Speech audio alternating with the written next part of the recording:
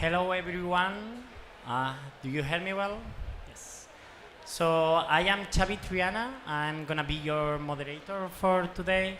I'm from the National Youth Council of Spain, and as a National Youth Council, we are part of the delegation of the Spanish party here in the COP27, and we are glad to today in the Youth Day make an event about what is the disaffection on youth about the COP27 and how can youth can participate in the decision-making process. So for today we have 5 amazing panelists from different organizations of national youth councils. So our general idea of the panel is about having 5 questions that each one of them will try to answer. We will start with the panel always with the first one, and then in the second question we'll be starting with the second person.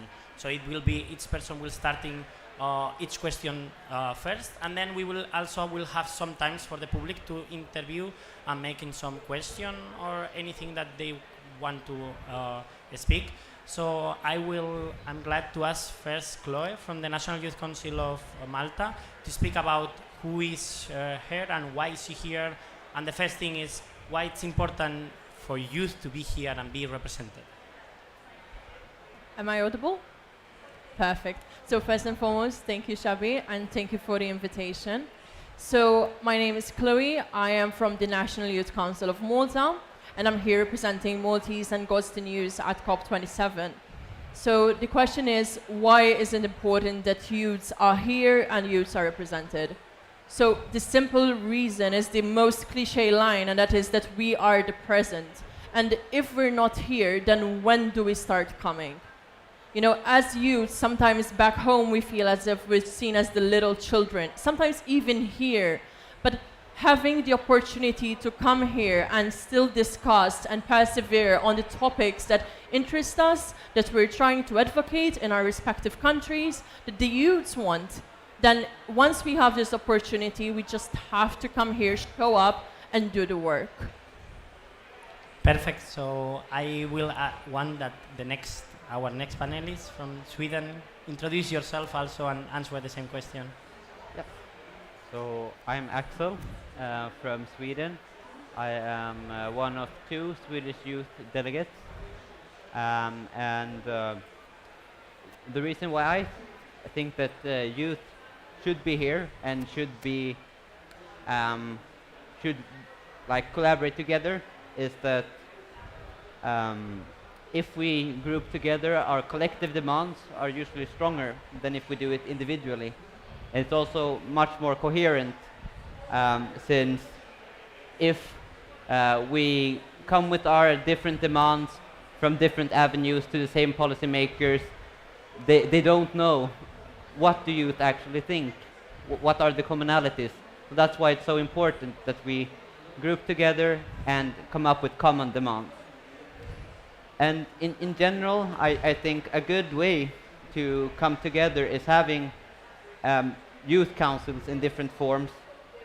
So I would say that having these formal youth representations in form of youth councils, youth delegates and so on, makes the youth voice more coherent, because these organizations and representatives can be impartial and gather a wide range of youth voices from their own country, for example, and bring to the table as one voice. And also, having these youth representatives or councils makes it easier to reach out to a wide variety of youth, since our governments know who should we reach out to if we want to reach as many youth as possible. So that's how I think we can collaborate as youth. Okay, thank you, Axel. So our next panelist will be Elena, as she's coming here as a representative of the European Youth Forum and also from the National Youth Council of Romania. So present yourself and speak about. Thank you, Xavi. I hope I'm audible. I cannot listen to myself perfect. My name is Elena Alexandra Maron. I'm representing the Romanian Youth Council here, but also the European Youth Forum, and all the youth, we are all representing ourselves, right? I'm not going to repeat what my colleagues said. I think it's pretty important that we are here. I think our voice is very important, and I think our part is not only playing a role right now, but it's gonna play a huge role in the future. I think so. It can sound so cliche, but I feel like the future is built today, and if we are not involved in building the future, why are we still here, all of us? So in terms of like having a say in what is gonna happen after COP, because here it's cool, it's nice. We are here, but what are we gonna do after? Are we gonna be still say like do? Are we gonna be the same? Are we gonna have the same motivation to go further? I think it's like exhausting even to be here, to listen to all of it, to listen to all the issues. I feel like we are all feeling an anxiety right now, and yeah, we are working towards. We are like prepared enough as youth. We have the science behind us. We have all the information possible. We have access to all the information and skills as well. And happy Youth Day for everyone. And I feel like we are prepared to be there, to be in the room where the decisions are made. So I will let my next, the next panelist to go. But just think of how important your role is right now. And thank you for being here. Because it's just amazing that we are together. We have the Children and Youth Pavilion open, and our voices are getting heard. So probably it is a small step, but it's a good step for us. So yeah. Hi, I'm Pablo from the Spanish head of the Climate Action Spanish delegation from the National Youth Council of Spain, and also member of the European Youth Forum. I'm glad to organize this type of events because sometimes youth voice are here, but we can not express what we feel. And I think it's very, very important to not forget that youth organization 4 years ago mobilized the whole society for climate action. Hi. We have more ambitious goals now because youth movements mobilized all the society 4 years ago. At this, we cannot forget. And also, super important that nationals delegations include nationals youth council, national youth representation, because if not, I don't know what is happened there. We are yes, real. because if not, they will perpetrate a new damage to the youth activists, to the youth movements who sacrifice a lot of time of their lives to involve the society in climate action. And I am Adriana Rodriguez. I am in this panel today as a volunteer and coordinator of climate change in a youth association called Talent for Sustainability, which is part of a larger association called Talent for Future. And in this initiative, we're looking to train young people to have the knowledge and capacity to understand what climate solutions we have in hand to deal with global warming mitigation and adaptation of our societies to this global warming, and also to give them the skills to understand how to advocate for these solutions in the policy-making process. And this year, I'm also very happy to announce that we organized, surprisingly, the first local conference of the youth in Spain, where we, after a consultation with hundreds of Spaniards, young Spaniards, we presented a report with proposals for COP27 about what the Spanish youth wants to see negotiated and agreed in COP27, which has been presented today together with the Conference of the Youth Declaration. It's part of that declaration that was presented this morning. And we can discuss this more in detail after in the discussion, but it shows the solidarity that Spanish and youth in general have towards climate justice, equity, and not only in Spain, but what other societies in more developing countries are suffering because of the climate crisis. And we have some very interesting proposals that we want to see here today, this week, implemented on finance and justice and youth participation. So thank you, Adriana. So we are gonna move to the next question. So as you know, previous probably to COP25 in Madrid, COP was something normally really technical. People were not really, well, media were not really strongly speaking about what COP was. And slowly, especially because of the youth movement that was happening, Fridays for Future and other social movements about climate change, like rapidly, COP was becoming something really political. So actually, we are going to start with Axel now, when we'll go all the road away. And I want you to answer exactly what that happened, why we are the youth, the one that we have to change the COP situation, and how we can implement that for the future. Okay, so first of all, I think it's important to recognize that in 2019, we saw a quite large surge of youth activism and engagement for climate issues. But unfortunately, at least I noticed in my country, in Sweden, that when the pandemic hit, that large wave slowed down quite a lot, and a very important momentum was to some extent lost. So what I have seen that youth have brought to the table since then, or tried during the pandemic and now afterwards trying to recover, is holistic solutions, getting away from only treating climate change in a silo, but rather highlighting the implications for biodiversity and for human rights and for pollution and so on, treating that as one single crisis which has joint solutions. And I also feel like youth have highlighted how countries, corporations and so on need to be accountable for their actions and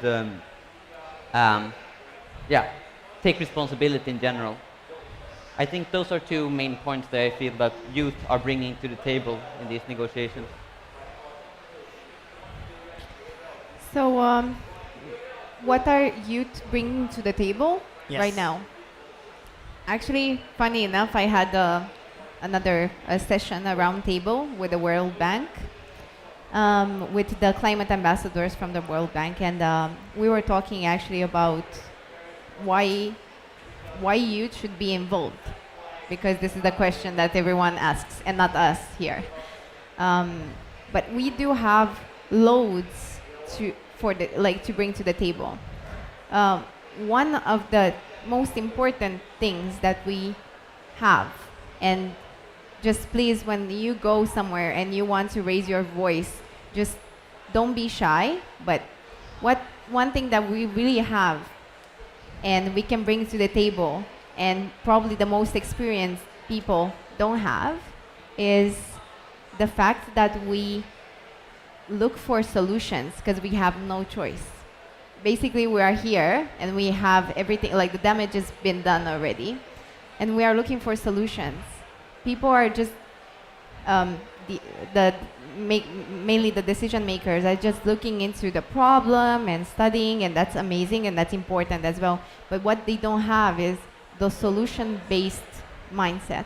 So I feel like we are here because we deserve to be here, because it is about us and about the future generations. And I feel like something that we are very much into these days, and I'm seeing that myself, and probably you do feel the same, is the fact that the eco-anxiety, all the things that are happening in the world, even though, for example, in Romania, I cannot feel everything that probably someone from Asia feels, or someone from Africa feels in terms of like the weather conditions or something. But I have the responsibility, and that's what we all have, youth.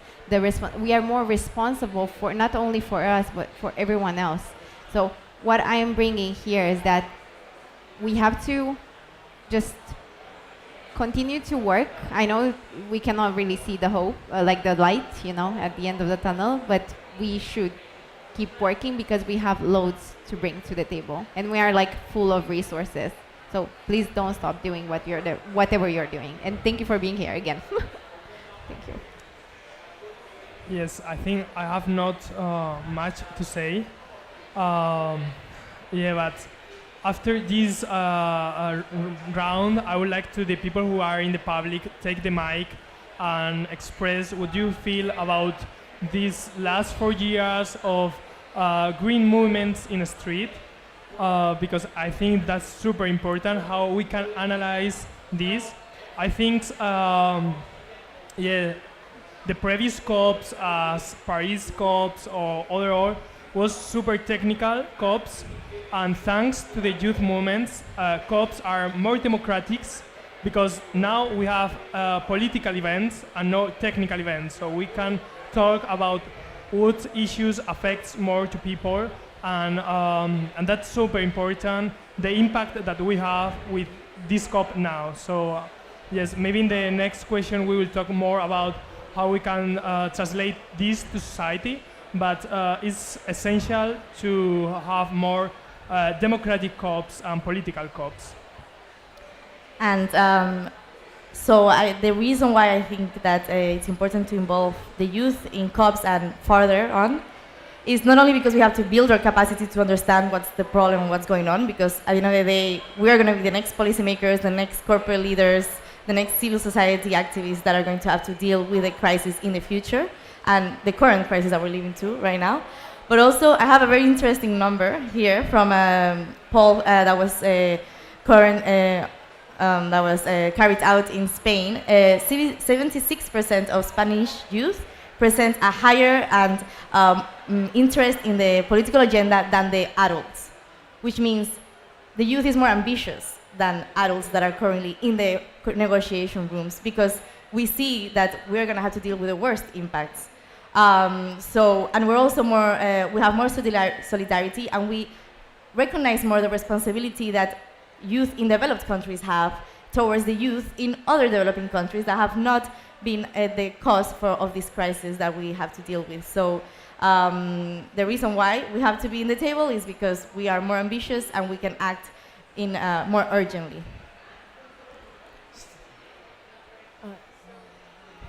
So I feel like most of my colleagues have mentioned everything I was going to mention, but basically what I want to reiterate is the last point, that is, we do have more ambition because we have no other choice at this point. If we're not ambitious and if we don't kind of see a future for ourselves, we're not going to have a future. Not in this kind of way. It's already seeing the difference now. Oh, it's okay. But imagine if we're not here, and if we're not advocating, and if we're not putting pressure on the relevant stakeholders, what would happen then? So again, I encourage all youth to continue fighting the good fight, because if we don't, we're not taking that much into consideration, and our future is the one that's being toyed with. So that's I think that makes sense. So actually, something important is that if any part of you or part of the public are interested in making any appointment or making any question during the round table, raise your hand, and in the moment that we finish the question round table, you can participate. We don't want this to be a panel all in one direction. So there is any question or appointment right now? I think Irene want one. So Pablo, there is micro over there.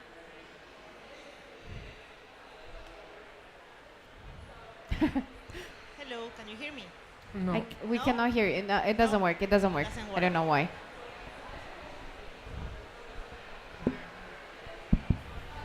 I think it should be working. Maybe now? Can you hear me? Shout a bit. Okay. I've been hearing about. Have you heard about Article 6.4, which basically is like rich countries buying land in the global south to reduce their emissions? So how are you planning to influence your delegations to avoid this to happen and kind of greenwash the fight? Xavi, can you repeat the question because Yes, Irene, I think she was speaking about the Article 6.4 and how it affecting the land. And what did you hear about it? What's your general opinion about the situation and the negotiations right now that it's happening? Any interested?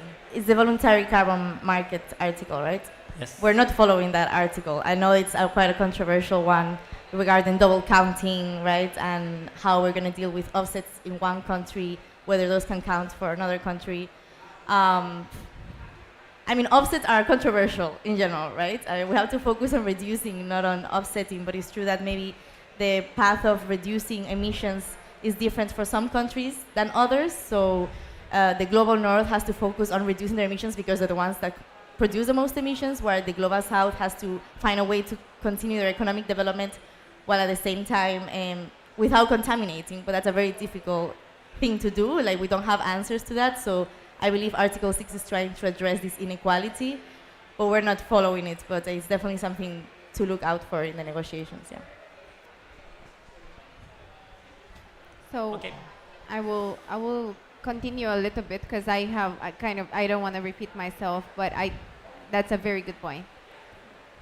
I feel like there is no, or for the moment, there is no equality in anything that we're really doing at this point. I don't want to sound philosophical, but I don't know if this society is gonna truly work that way. But we are trying, and that's good.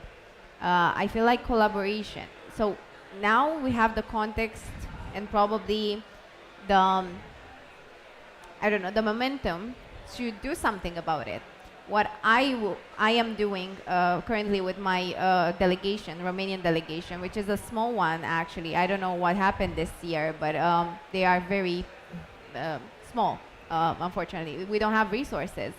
So what we were discussing with them was that we do need to look at ourselves, look at the national level, look at what we are doing and what we can decrease and what we can do better.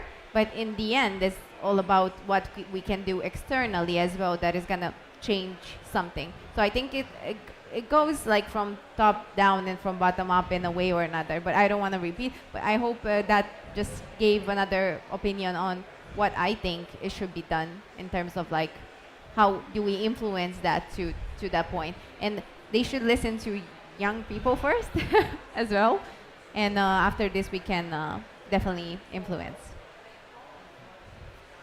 Okay, so I think we can keep going with the questions, and in any moment you want to speak out as a public, you raise your hand, I will figure it out, and then after the round table, you can speak out and make your question. So actually right now, I don't know if you realize, but 4 of us of the panel we are the lucky ones that we have party overflow and we can participate in negotiation or we speak as government, and there are 2 unlucky persons that they only have the observer situation. So right now we want to speak about what is the situation with the youth delegation in the different countries. So actually I want them, I think it's starting right now from Elena, to speak about more which situation is in different countries and what is the impact that youth people have in the different national delegations and why you are not enough represented. Tough one. Again, today everything was happening for me, so I had an actual meeting, as I said, with the Romanian delegation, which was pretty nice. It was well received and they were very open, but I told you again, the resources are just not to the standard. So I am here as an observer, not from my own delegation, if you can imagine, and probably some of you are not from their delegation or the country's official delegation, but from like through another organization. And I felt like it is hard to come here. First of all, it's hard to be here, to get prepared for this, to have the experience, the resources, the skills, everything. It is hard already, I know. Not putting young people in your delegation is something that can be changed. Of course, it is kind of wrong in that sense.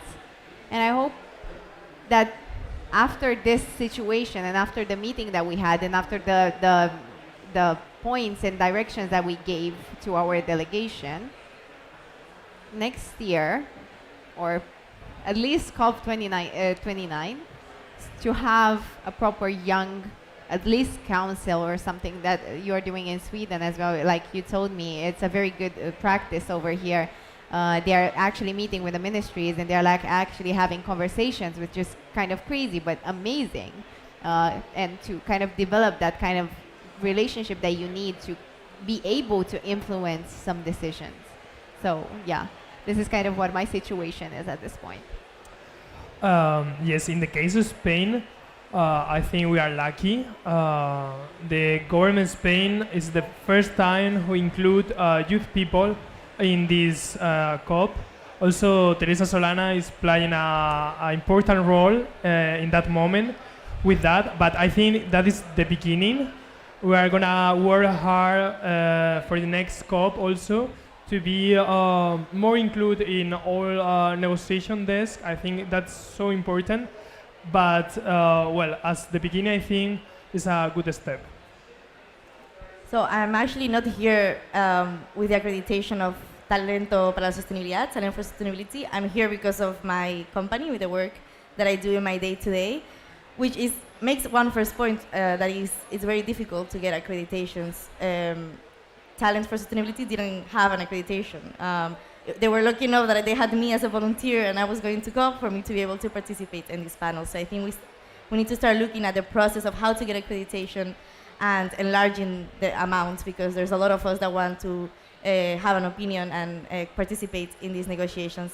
But I must say that in this report that I mentioned before that we presented in the local conference of the youth in Spain and that we brought here with the conference of the youth, and that was presented this morning, there is this proposal that the youth wants to see actual power of participation in negotiations. We don't want, it's great that we have the youth coming here and having these events and talking about what we think, but that's not going to change things effectively. We want to actually go to negotiation and say, this is what we think, because we don't want to be seen as victims and that's it. We want to be seen as active actors that want to create change. We have knowledge. I mean, I am 25 and I work in a company that is specialized in climate solutions, and I don't have 30 years of experience, but I do have an opinion on what things could work for a future, right? I mean, it's all science-based. We have the reports in our hands to read.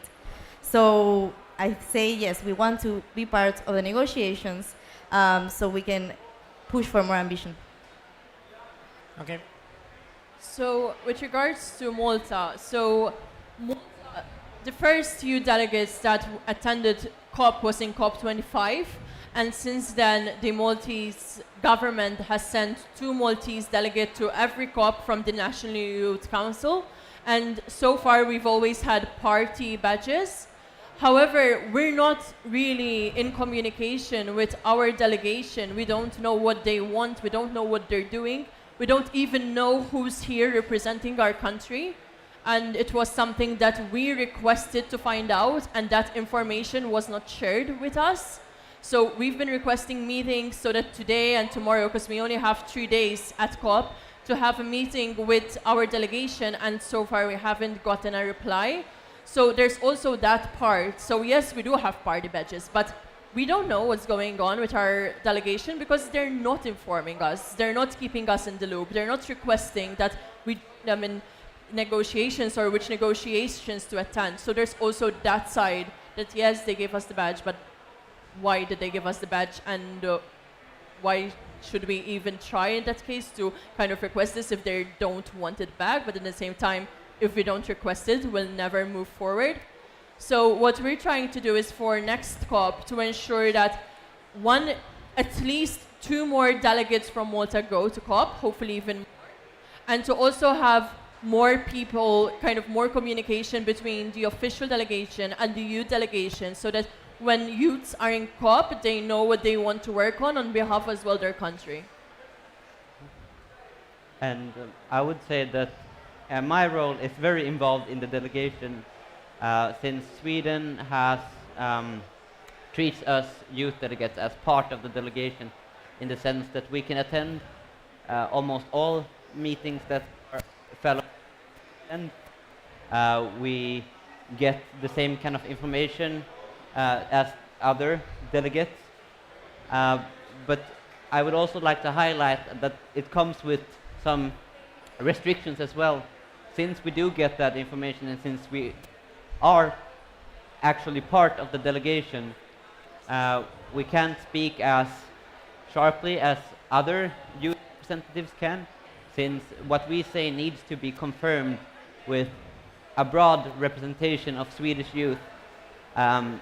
So what I would like to highlight is that, of course, this role is very good in the sense that we have a direct contact with the Swedish delegation and have plenty of opportunities to raise youth demands with them.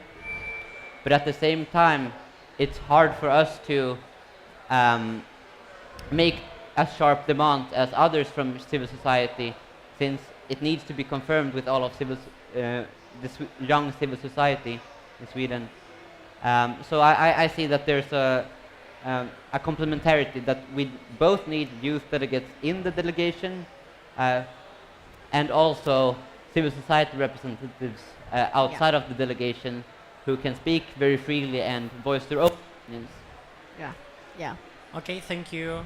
So actually we have, I think, 2 comments or questions right now. So first one, it's from our colleague. Thank you.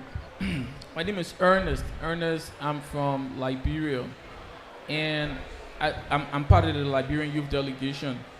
And I think most of the concerns you share here, I mean, we all feel the same way. Getting here, forming part of the negotiations, these are really crucial concerns that I think we have to lift to another level. But the past 4 years has been incredibly significant for the youth climate movement. There's been a lot of actions.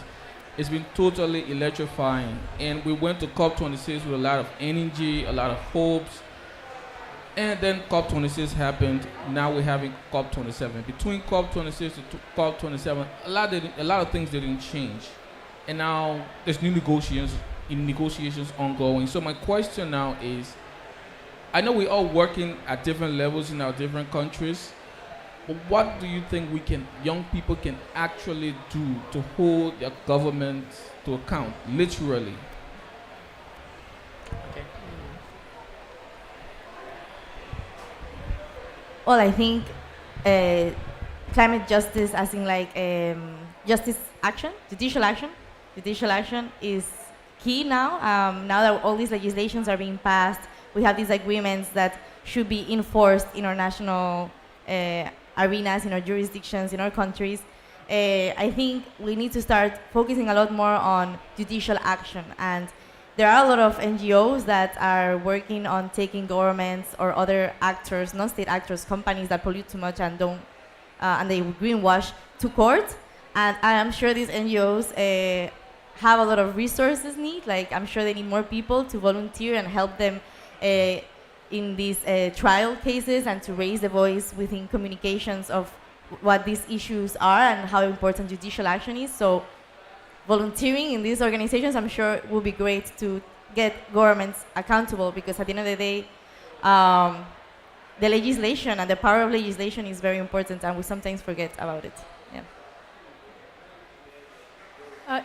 Just so something also that we do that really works out for us is, so COP aside, as a country, it's a very small country, so we do have communication with most of our politicians going very frequently.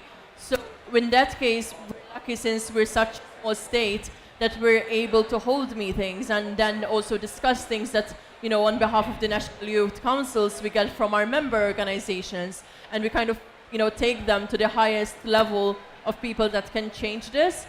But apart from that, I know a lot of my international friends, what they do is make sure that if there's something going on, they form together, or form a group, or join a group and continue trying to at least put this more publicly, make sure that more media is on it, and they email and call and try their best to at least have the politicians say, oh, I got 5-6 emails in an hour about this topic constantly. And after a while, how many times are you going to see the same subject and the same comments going on? They're going to say, okay, something needs to be done about this because the public clearly is not liking this. The youth want something else. So continue to chase, continue to fight a good fight, email, call, whatever you have at your disposal, you have to use it. That is the only way that you can kind of adapt to this. Perfect points, and I would love to add to that. Don't be shy. Let's not be shy. Let's not be shy. That's not the case right now. One thing that we can actually and definitely do, and we are doing it right now, is to use our platforms, our communities, our friends, our social media, our friends from Asia and Europe and Romania and Bulgaria, everyone that we know, and spread our, literally raise our voice. So basically, I feel like change comes from collaboration, from the initiative that you take, and confidence. Sometimes, you see people at the high level and you think they know what they're doing. Sometimes they don't. Probably we know better what we have to do. So if we're encouraging together, you see all the movements that are happening, even in New York, from Romania, from Iraq, it's all over the place, and we are fighting for the same thing, but in different countries, for stopping the war, for all of these things. So if we see it works, we've seen it, and it's just like a small step in a small battle that we won. But we have to continue using our platforms, and I think it's important. And I always say, if everyone dislikes kind of TikTok or other social media because they say it's bad. No. If you are using as an instrument for good, it's great, and let's use it. We have it. We've created it. Let's use it. So basically, a very good question. Thank you. Okay, so our second question in this round table. Well, thank you very much. It was more about continuing the discussions under the lines of having a space for collaboration. My name is Carlos Shanka, by the way. I come from the Canary Islands, Spain. And for me, it's as simple as having a space of dialogue between the government and the civil society, and especially youth. Because at the end of the day, we are, I think, as was just checking out, 1.2 billion people, young people on Earth. That's a big chunk, and that's just between 18 and 25 years old. And we pretty much have no time left if we have to flatten our global emissions by 2025, according to the latest IPCC report. How on earth are we going to have the youth representation? So I will highlight, I don't know if you're aware about the Chilean delegation. I think that's the base case study in terms of global youth representation, because governments as party members, they can simply ask for as many badges as they want. They can have party overflows, and you can have 2 for Malta, or 5 or 10. So if you go to the Children and Youth delegation, pavilion, you'll see so many people from Chile, and that's just because the government is super flexible, and that's thanks to the, again, space for dialogue. They were like, okay, we want to be at COP, we might seek our own funding and sponsorships, but we need a badge, otherwise we cannot be here. So just a quick comment on that. And it shouldn't be that hard as long as governments provide a democratic space for us young people. Okay, I get this more a comment than a question, I guess. Yeah, it was. Yeah. Okay, yeah. And anyone want to make an appointment about that? I am sharing your thoughts. Yeah. Okay. So early than continue, I want to make a small experiment. First of all, how many of you would like to be right now in a meeting room making negotiation about COP? I want to raise your hand if you wanted to be in a negotiation room right now. Okay, how many of you are already been in a negotiation room on any type? Okay, how many of you have a badge that allows you to go to a negotiation room? And now I want to make you think about what is the situation, because we are the lucky ones, not only because of the badge, because we are in the blue zone. We have thousands of people right now outside in the green zone that actually are having problems and troubling with the police if they want to manifest something or doing their activism, and they don't have the possibility to give their voice here where the negotiations are happening. But even here, that we are the lucky ones in the blue zone, we don't have the possibility to a lot of times go to the negotiation rooms and speak up. So going up in the next question, actually I don't know if you realize, probably you already know, but Greta Thunberg didn't come to this COP. She was really angry actually because she was not happy with the situation if COP was going to be something useful. And I want to make the next question. Pablo is going to start on the round table, and it's going to be about which things need to be changed in COP to make that change, that the COP is going to be something useful for. Yes, I absolutely understand youth people who don't believe in this space, in this COP. In some way, I feel the same. Why I'm here is the question.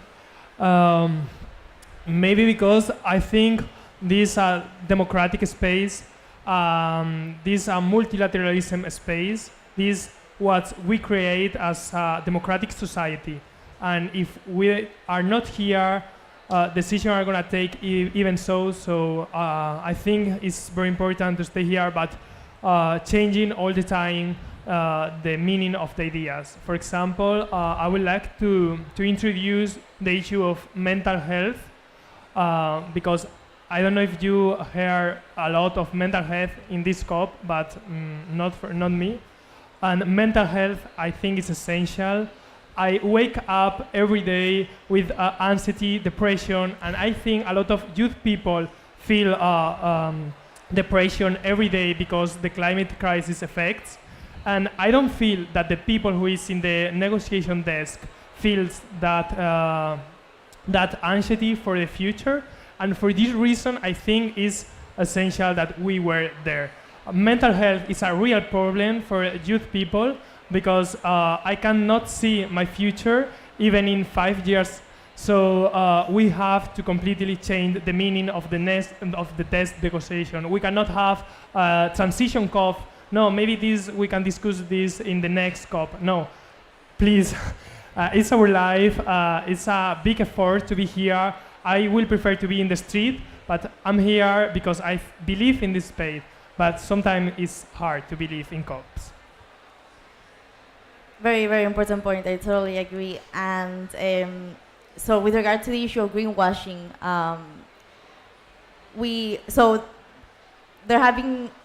in every COP there's usually some kind of controversies, and I think this year there were some controversies regarding some of the sponsors of COP27, as you all know.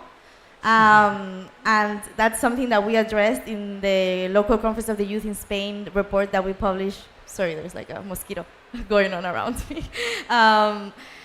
So we published this report, and one of the proposals is to start looking more at the regulation of the private sector in COP27, civil society, but especially private corporate actors, because we need to recognize that private actors, corporate actors have more power than, for instance, civil society and youth society. And so we propose that this role that the private sector has in COPs needs to start to be looked at, regulated, and some minimum requirements need to be in place in order for companies and non-state actors to participate in COPs, because we all know what lobbying is. There are good kinds of lobbying and there are bad kinds of lobbying, and there are a lot of private meetings going on, not just in COPs, but in general. And I think we need to make COP an example of what the world should be the rest of the year, and to start bringing transparency into the process, because otherwise we lose legitimacy of this political process. On another note, more positive note, I think media sometimes tends to highlight the negative parts of COP, and for instance, the Glasgow Pact.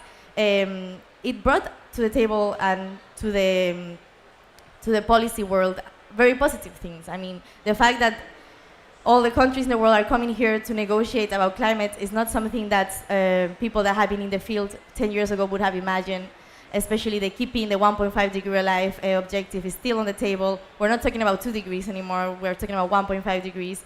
And I think we have to start being a bit more positive, and even though there's political dissatisfaction, that cannot lead to a lack of activity. So we have an issue of young people not going to vote in elections, and that's the opposite of what you have to do. If you have an opinion of something about you're sad about, you have mental health issues because of this crisis we are living, you need to like manifest yourself, right? And even if you think it's not going as you wish, nothing is perfect, and you need to support the effort that is being made. I think that's something important. Yeah. So again, I don't have a lot to add because my colleagues are fantastic and they cover nearly everything. But something that I was kind of thinking before was, okay, yeah, even I have skepticism about the whole process of COP. I mean, who doesn't? But if I just complain and if I just say, okay, you know, I'm skeptic of this, then I will not attend, but the opportunity is there. You know, no, you attend, you make the best out of it. You try and make sure that the policies you want to see happening, you're actively trying to have them being heard. So in a way, this is still a wonderful platform where you have, the world here trying to negotiate on climate change. So why not come here and still, if you have the opportunity, of course, and still demand that the stuff that you want to be on that pact, that you want to be heard, you advocate for it. So I think, because even I was going to cover transparency and all this, and, it was mentioned. So that is what my statement is going to be. If you have the opportunity to attend, go and make the best out of it. You never know what might come out of it once you put your input there.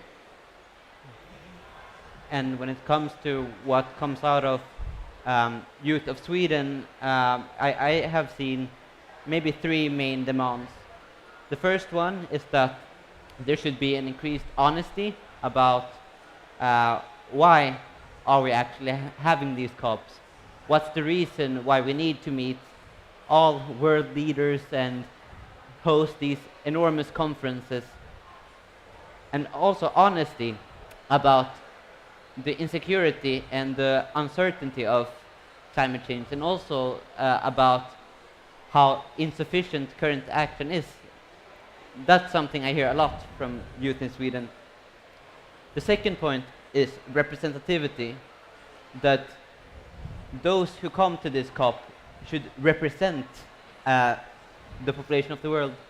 And that goes especially for youth, that I'm often invited to panels and to use my voice, but often it's not my voice that's the most suitable one.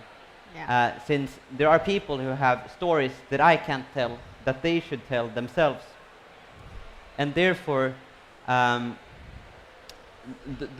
persons who get to speak on a matter need to be representative.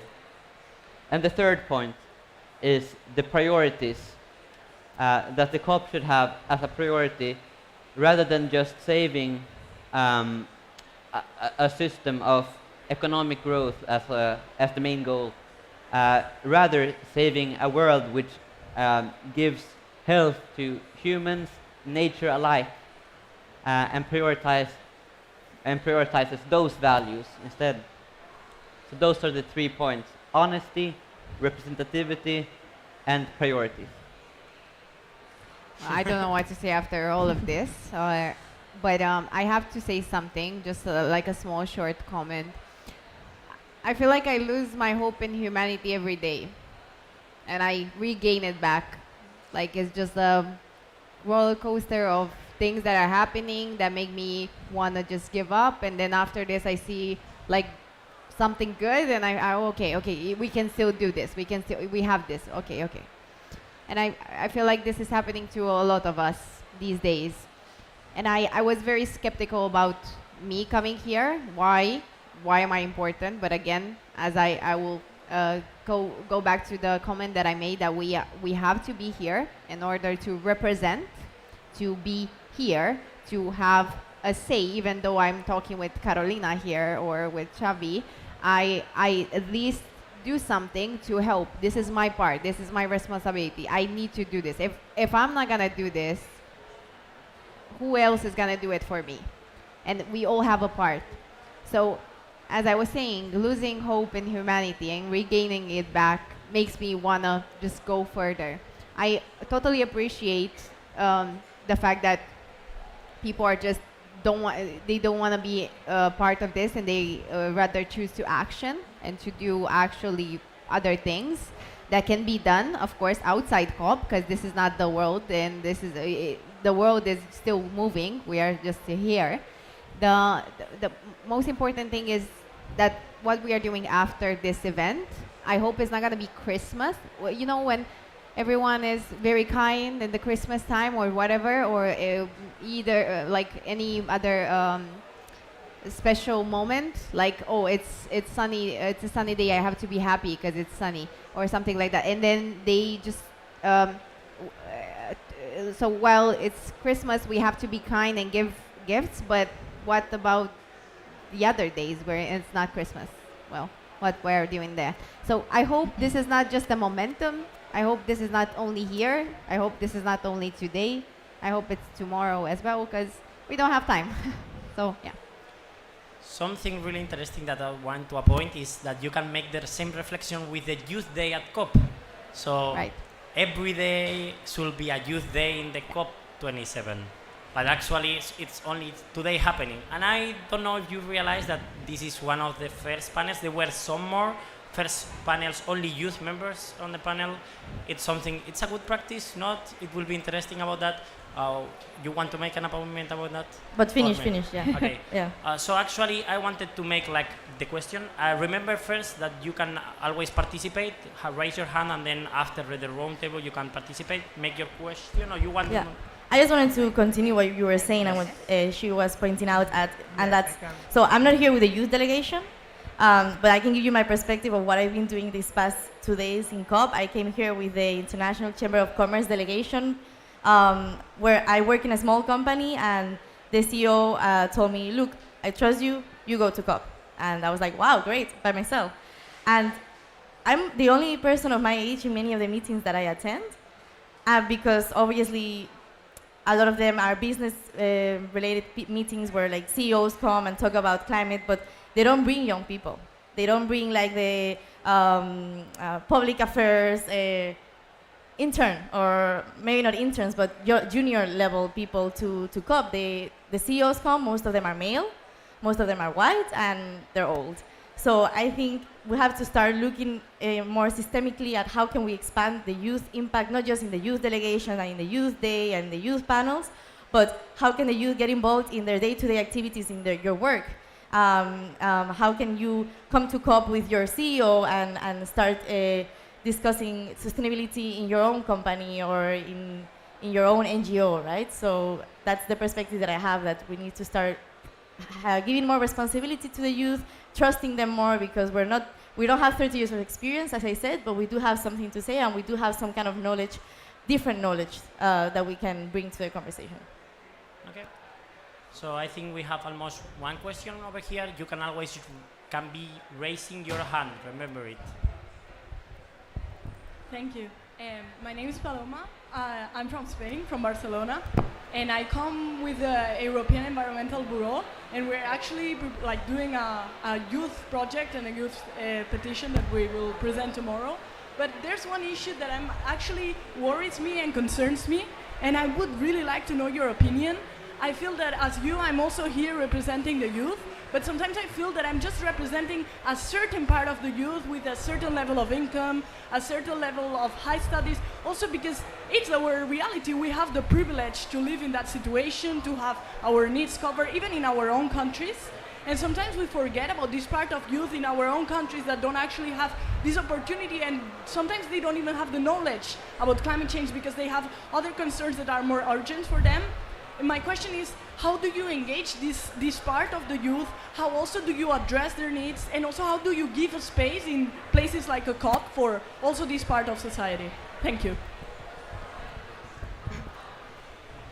So I'm here on behalf of the National Youth Council of Malta, and I come from a minority, and I have a prominent part of the council. We also have 30 member organizations, which might not sound like a lot, but Malta is a population of less than 1 million, like 500,000 people. So that is a good amount of people. And we also have affiliate organizations.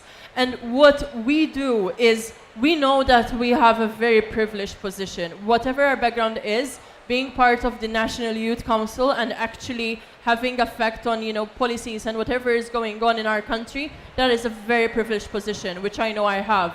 So we make sure as a council that we're having meetings with different people from all walks of life that are currently living in Malta and the smaller island of Gozo.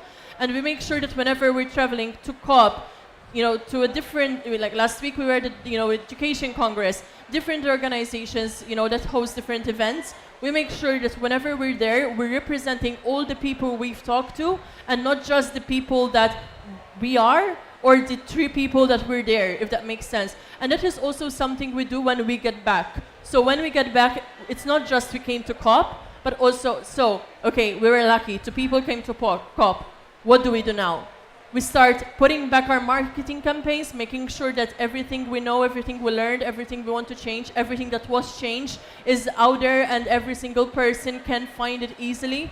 We make sure that we hold more meetings with the same people so that they are aware, listen, this is what you told us, this is what you did, this is what changed, this is what's now. Now what do we want to work on? And we kind of have this systematic approach of this is what's going on, we're here, we work on it, we go back and contribute. So that is what we as a council are doing. So both of you and I come from Spain, a country that does not have comparatively within Europe, a good socioeconomic situation. We have high youth unemployment. So it is not surprising that even though we see that the public opinion among the youth is very positive about climate, it is maybe not their day-to-day worry. Like, as you said, we're the privileged ones.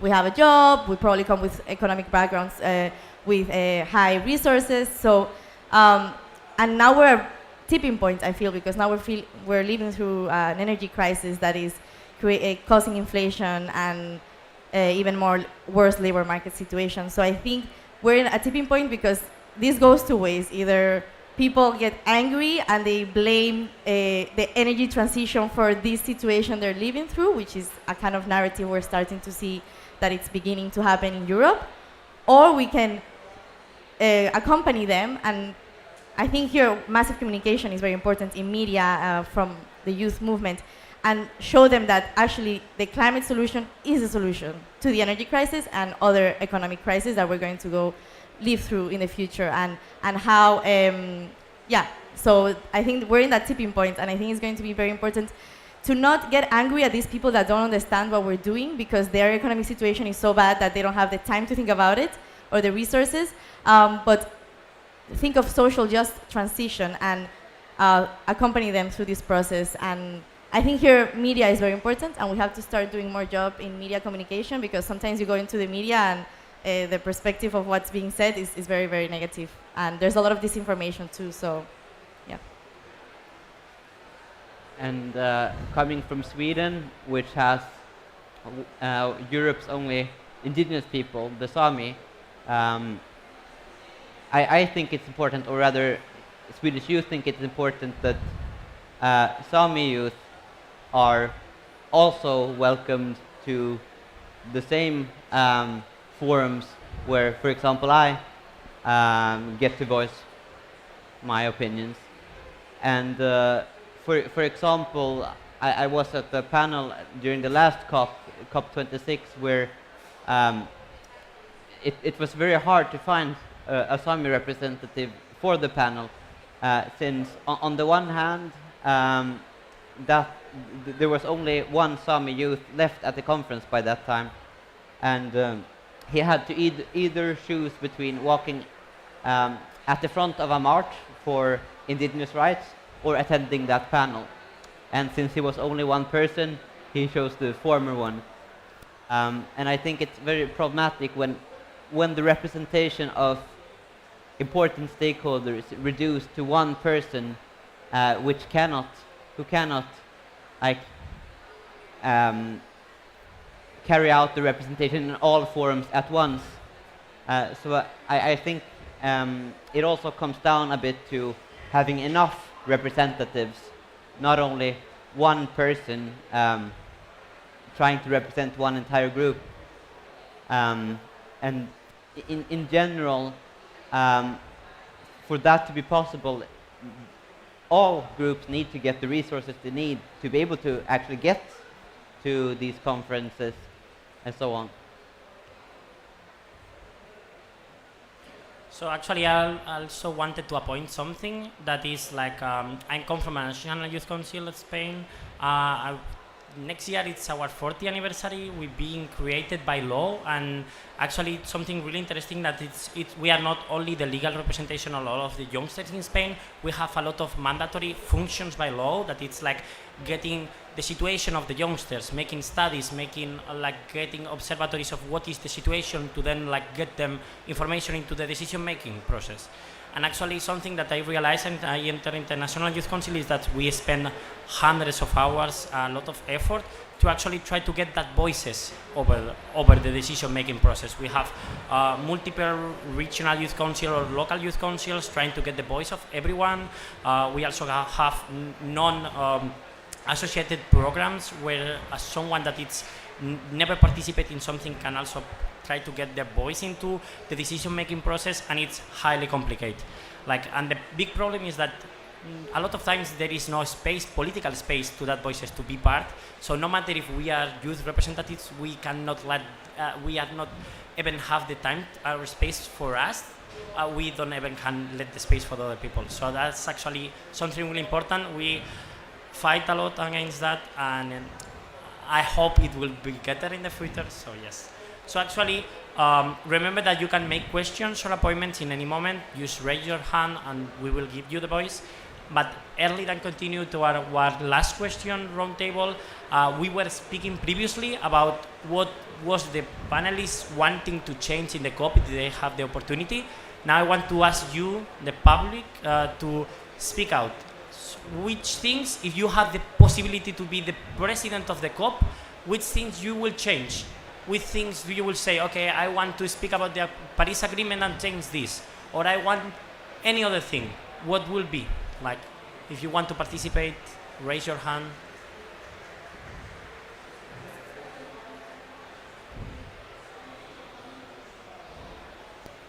Okay, it's okay, no problem.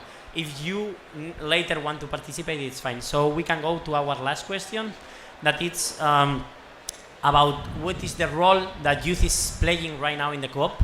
So actually, we were speaking all the panel about what. No. Oh yeah. Later or now? Go on. I just saw Teresa raising her hand, and I was like, oh, amazing! Someone that actually have decision making in this COP want to speak about what she will changing. Do you hear me perfect? First thing that popped up on my mind was turn down the air conditioning, if I would be president. But regardless of that, I think it's really tricky question, because I don't think it's about some single act, that without changing our approach, mentality, I think we cannot achieve anything. And I think the point about all these meetings at COP is that the people that are represented there has to feel that they are represented. So I would, as a president of COP, I would probably try to maybe, I don't know how, to be honest right now, but change the setting of the conference, that it supports the real representation of the people, that it supports the delegates, that they are able really to bring from their local communities, from their local experience, these things to COP. Because I believe that the local action, bringing what is happening on COP to local action, it's the only solution or only way we can make a real change. Because we cannot make it without the people. We are privileged to be there, but we cannot do it without the people and without their trust that the change through these events is possible. So focus on that in general.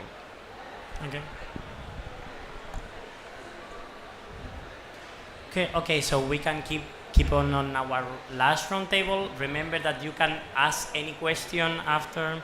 So that will be about if you think that youth is playing a relevant role right now in the COP27, and if it does, why and what you will change about it. And I think we start with Adriana. It's my turn. Okay.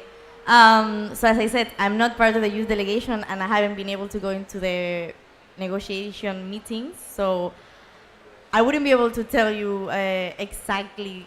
So I've seen a lot of protests sometimes, activist protests going on around the conference, and I think it's great because a lot of them were led by youth.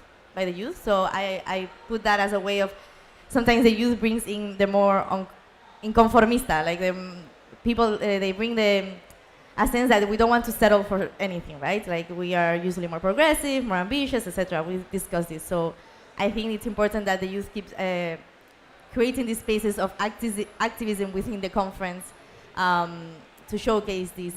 Again, as I said before, I think it would be great to see more youth, not just in the youth delegations, but outside of the youth delegations, in the different pavilions, in the different business briefings, and different civil society briefings. I think that will be a good way of starting to make this more systematic and not just a youth day with one youth delegation. Yeah. So, can you repeat the question? Yes. What is the role that youth is having in the COP, and if it's enough important role? So, yeah, I feel like, so first and foremost, such a great thing, the fact that we have a children youth pavilion. Like there's actually a spot now where it's just for us, and you know, it's there and youths meet and all this. But it's an amazing step forward, but there's still quite a bit to change. First and foremost, when we all kind of saw who has access to go into negotiations, a lot of youths still don't have access. And apart from that, there's a lot of youths that should be here and aren't. And yes, it's great the fact that we have delegations from nearly every country, but what about youths in civil society that aren't in organizations? What about youths that, you know, as you said, you know, when you were going into business deals, into business workshops, you were mostly the only youth present. Yeah. You know, we can do so many policy papers, we can protest so much, but we still need to have youths that are there, and not because they're there just because they're youths, you know, but it's because their company is going, and because they're part of the company, they happen to be youth, so they're there. You know, I'm here just because I'm a youth that works on environmental activism back home. So that is kind of my feeling on the overall. Something that I would like to commend the youth that are actually here with is actually getting here. I mean, the prices of accommodation have been very high. Traveling here sustainably with, for example, train is very hard. And just getting here has been a large challenge. So that shows real courage and real determination from youth. And something that I think that youth do very well at these conferences is being kind of a watchdog, seeing what happens in the negotiations, what is being said, what principles are being compromised or risk being compromised, and making sure that the most important principles to youth, for example, human rights or acting urgently for keeping the temperature raise under 1.5 degrees, that those are not compromised. I think youth do that very well at these conferences, and therefore I think that youth fill an essential role which basically no one else can fill. So I spoke a lot in this session about why we are important and how vital is our role here. I will continue to go for why they should involve us more.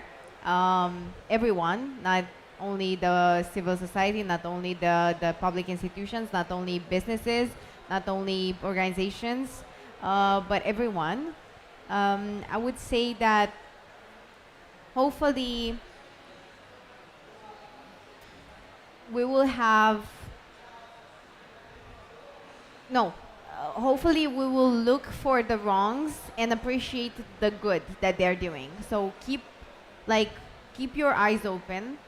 If you feel like, I don't know, your rights are not respected, you don't have a proper support when it comes to your delegation here in the biggest conference, and being a part. If you see something is wrong, to speak out about it, because we are here for a reason. We are here to bring our ideas and to work for our common goals, but we are also here to watch and kind of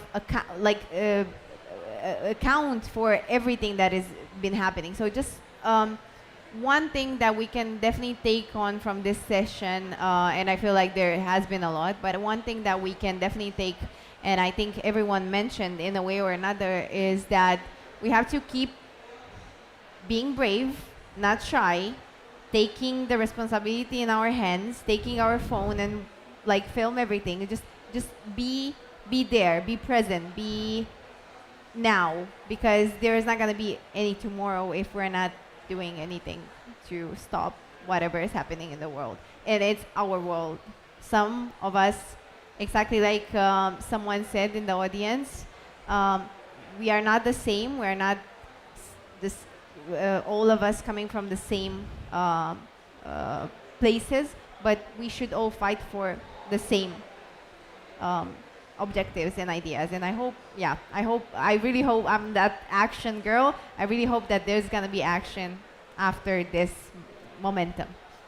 Thank you. Yes, I think my colleague explained very well the situation. I think we all have a lot of much time. I will try to be fast. First of all, I think youth people is not only representation in the COP, it's also previous the COP.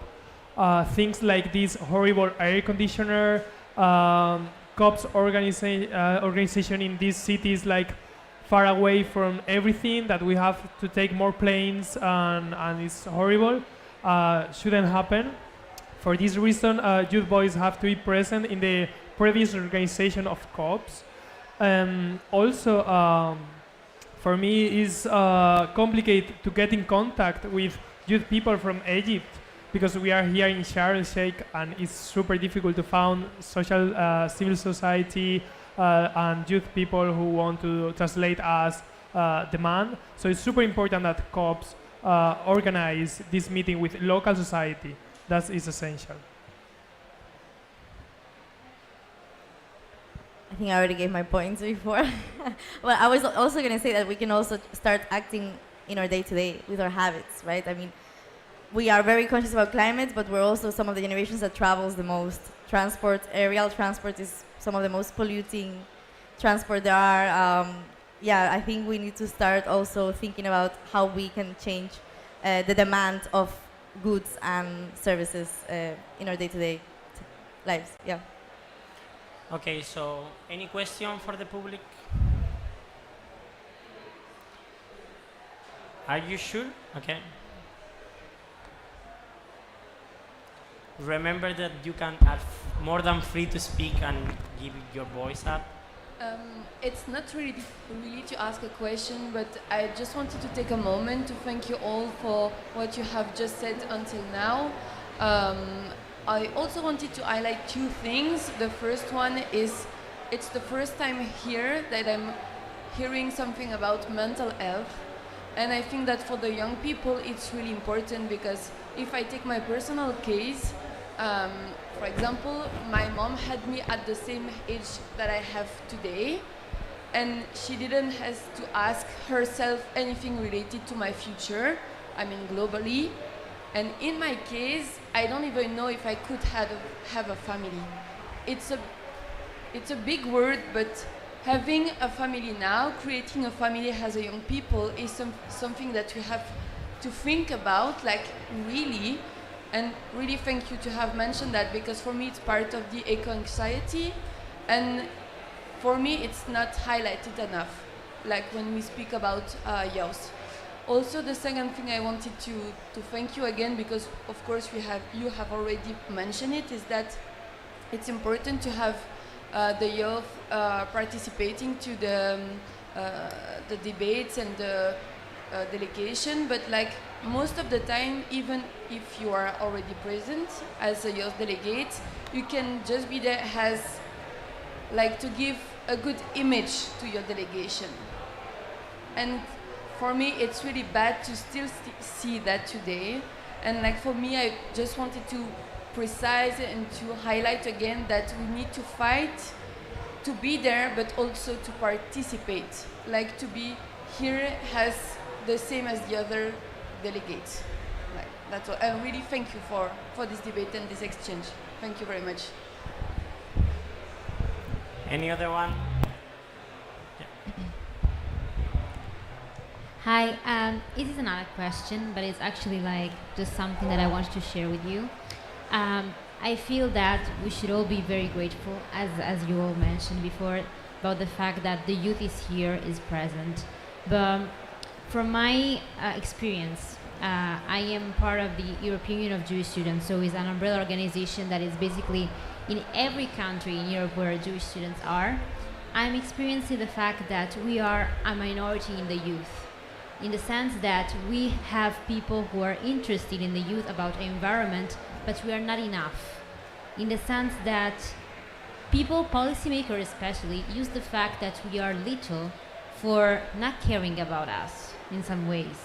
We are somehow not enough for the change. So I really hope that this is also an opportunity for all of us to think about a strategy that will help us include also the people who don't care about fighting for climate change, who think that activism is just like a waste of time. Because like this happened to me in some conversation at university, where like, why are you actually an activist for climate if you know that policymakers will just not care about you? So I think we should, all the people who are here for a reason, because they are activists, they are working for this, we should find like a way to include into the conversation also those who believe that this conversation is useless. So maybe we can work on that.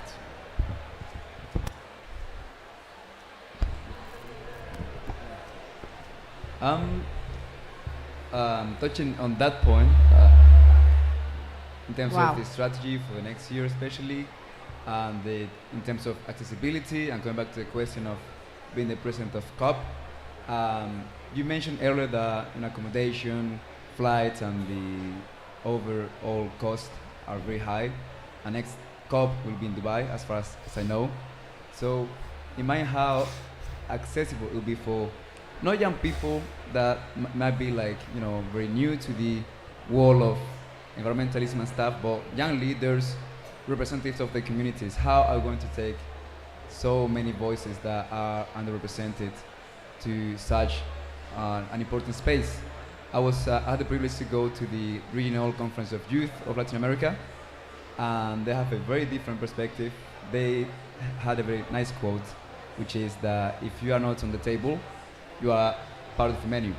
And I think that resonates a lot with the current situation. We don't see those young faces way too often in the highest level of diplomatic negotiations that will lead the scenarios that we are creating nowadays. Simply that we have to have more accessibility for this COP. And also COP is not only 1, 2 weeks or 18 days. It's every day. I think that the most important thing is the aftermath of COP. You mentioned that it's very important to get ready before COP, but actually implementing the pledges and the negotiations is, in my opinion, the most crucial thing that we have to ensure that it's done, that will get done. So thank you very much for the great event. Could I add something to that? Yes, Yeah? actually you are gonna have a 2 minutes finish break. Oh. Like you can speak out whatever you want. Yeah. So actually if you want, we make like this, and then you have 2 minutes to speak freely about what you want. Okay. So should I go now? Yes. Yeah. I was just going to mention something very interesting that someone mentioned in another event, and it relates a bit to what the previous girl mentioned about why we think politicians are not hearing what we're saying. And it's because, at least in Europe, young people are now less than older people. So when you think of political strategies, we're not as many voters as older voters. And that's why I think we have to make an extra effort of being heard, because at the end of the day, we have to think of how the dynamics in the political system are, and politicians want to be elected again because that's the way they can implement their plans. And if they're not elected because they're not targeting the right audience, then that's not going to happen. So I think we need to start thinking of political strategies nationally, because as you said, happens now, but what do we do after? I mean, we have elections coming up in Spain and in many other countries. We saw the election in Brazil going very well. And I will say, for instance, for Spanish people that are going to be voting in the 2023 elections,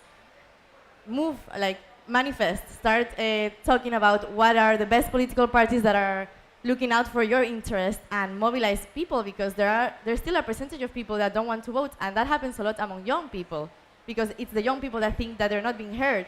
So it's like a vicious cycle, and we need to stop this cycle and tell them, look, if you want to be heard, go out there, vote. It's the most important democratic right you have, and vote the people that are going to hear your climate and economic interests. So that's what I would say.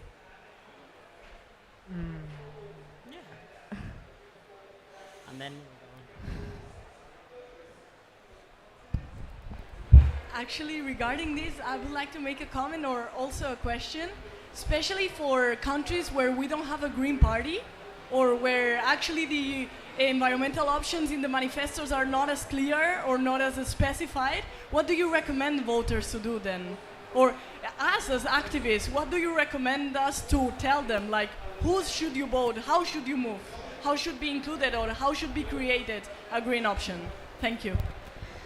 Well, I tend to be a very pragmatic person, because, as I said, the world is not perfect, and I understand the youth that is not so happy about the political environment in their countries, because the parties are not perfect, politicians are not perfect, and it's true that, for instance, in Spain we don't have like a green party called like that, but we do have parties that are more advocating green policies than others, and it's our duty as citizens to get informed at the end of the day, right? So we like to complain a lot, but we also need to start getting informed and educated, and the change doesn't happen right away, right? I mean, we saw mobilizations in Spain after the financial crisis that created new parties, so that's great. I'm totally for creating new parties, ecological parties, etc. But we also need to work with what we have and understand how the political dynamics work in each jurisdiction, and vote for the ones that at least we know are going to be the most progressed in that moment, and then next elections come 4 years after and continue that progress. It's not going to happen from one day to the other, and I think that's something that we also need to understand as the youth. Nothing is perfect. We have to work with what we have and change the system from the inside. Yeah. Okay. So, Chloe? First and foremost, I would like to thank you once again for the invitation, and thank the lovely colleagues of mine for such a fruitful panel. Okay. Am I audible? Perfect. And I do want to say again what my colleague just said, which is to vote. That you have no idea how important it is to vote, to actually get to choose who represents you. Unfortunately, we've touched upon this a bit. We did see, at least in Malta, there has been a slight decrease in activism. COVID has, kind of made things a bit more difficult. People are maybe a bit less interested. However, if there is a cause that you're so passionate about, and you clearly are, because you wouldn't be here if you didn't, make sure you mobilize the people. Make sure you make your community realize why this is important, why more pressure needs to be placed on this. Youths have a power. We are the generation with the loudest voice that has the most to lose at this point, but we're also, the loudest generation that will actively do what it takes to make sure things are remedied, that things get better. So let's focus, I guess, on the positive as well, because we do get caught up in the negative with this world that we are living in. But there is change possible, and at least I'm hopeful in that, and that's what keeps me going. What I would like to have as my final reflections is about the actual goal of working with climate change and other sustainability issues. That the goal is not to just tweak some parameters here and there, make some more innovative technology, but rather systemic change. If there's one thing that's frequently occurring when I speak to Swedish youth, is just this systemic change, that we need to change our demand to consume more than we actually need. We need to change how production utilizes people and the planet in a way that hurts both people and planet, and that we need to change all these very technical discussions to instead focus on the fundamental values that we want both our nature to be healthy and also our people to be healthy, rather than just promote GDP growth and metrics that we humans have only made up. Thank you. Final thoughts. So I feel like I said loads of different things, and I feel like there's a lot of information, and of course mental health is very important and it should be mentioned a lot more. I feel like we have to take a step back as young people within our organizations, but as well as at the personal level, and to see what we can do to actually change right now. A few things, even if it's, I don't know, to quit taking a bath and make it like a 15-minute, 20 minutes shower or something like that. To change a little bit of our behavior and lifestyle, to look into ourselves more, because if we are good, then it means that we can do good in a way or another. So that is what I do to keep my motivation high and to keep going when there's a thing you can do to actually try and find again another solution, and to have a smile on your face, and you to say to yourself, okay, you can do it. And so of course you have to be within the decision making processes, but you do have to be very aware of your decisions every day. So someone it is a short story and I will be finished. Someone was actually inviting me to join a party in Romania, a party that actually is surrounded around